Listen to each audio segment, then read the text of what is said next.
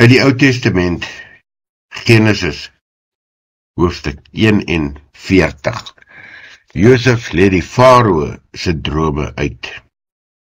2 jaar later het die farao 'n droom gehad. Hy het gedroom, hy staan langs die Nyl. Uit die rivier kom daar toe 7 mooi vet koeie en hulle gaan wei in die vleigras. Hulle kom daar toe 7 ander koeie uit die rivier uit. Hulle was lelik en maar en het langs die ander koeie op die rivier wil gaan staan. Toe vreet die lelike maar koeie die 7 mooi vetes op. Daarna het die farao wakker geskrik. Hy het weer in die slaap geraak en het weer gedroom. Hy het gesien hoe 7 mooi vol are opskiet aan een stingel. Na hulle kom daar toe 7 skraal are uit wat verskroei is deur die oostewind. Die skraal are sluk toe die 7 vol vet are in. Daarna het die farao wakker geskrik en het besef hy het gedroom. Die môre was die farao onrustig oor die drome. Hy het al die waarsêers van Egipte en ook al die raadgewers daar laat roep en vir hulle sy droom vertel, maar niemand kon dit vir hom uitlei nie.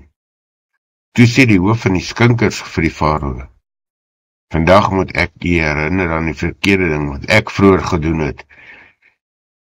U het toe kwaad geword vir die dienaars, vir my en vir die hoof van die bakkers, en u het ons laat opsluit in die tronk in die huis van die hoof van die leiwag.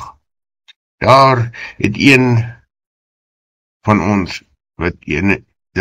ons een en dieselfde nag 'n droom gehad. Elkeen sy eie droom met sy eie uitleg.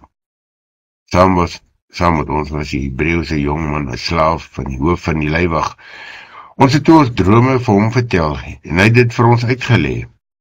Hy het dit uitgelê volgens elkeen se droom. Soos hy dit vir ons uitgelê het dit daarna gebeur. Vir my het hy my amp laat herstel en die bakker het hy laat ophang. Toe die farao vir Josef laat roep en hy laat hom gou uit die tronk gehaal. Nadat hy hom geskeer en ander klere aangetrek het, is hy na die farao toe. Die farao het vir Josef gesê: "Ek het 'n droom gehad, maar daar is niemand wat dit kan uitlei nie. Toe het ek van jou gehoor, jy lê 'n droom uit as jy hom hoor." Josef het die farao gesê: "Nie ek nie, God gee die goeie antwoord vir u." Toe sê die farao vir Josef: "In my droom het ek op die wal van die Nyl gestaan. Toe kom maar 7 mooi vet koeie uit die rivier uit en hulle gaan wei in die vleigras. Na hulle kom daar toe 7 ander koeie uit die rivier uit. Hulle was lelik en maar. Ek het nog nooit sulke lelike diere in Egipte gesien nie. Toe vreet die lelike maar koeie die eerste 7 die vetes op. Nadat hulle ingesluk was, kon jy dit nie in die mares merk nie. Hulle het nog net so sleg gelyk as in die begin. Toe het ek wakker geskrik en daarna het ek in 'n droom gesien 7 mooi vol are het opgeskiet aan een stingel. Na hulle kom daar toe 7 droë skraalare uit wat verskroei is deur die oostewind. Die skraalare sluk toe die mooi 7 are in. Ek het dit vir die waarsêers vertel, maar niemand kon iets vir my sê nie. Toe sê Josef vir die farao: "U het my net een droom gehad, wat God wil doen, het hy aan die meegedeel. Die 7 mooi koeie is 7 jaar en die 7 mooi are is 7 jaar. Dit is maar net een en dieselfde droom.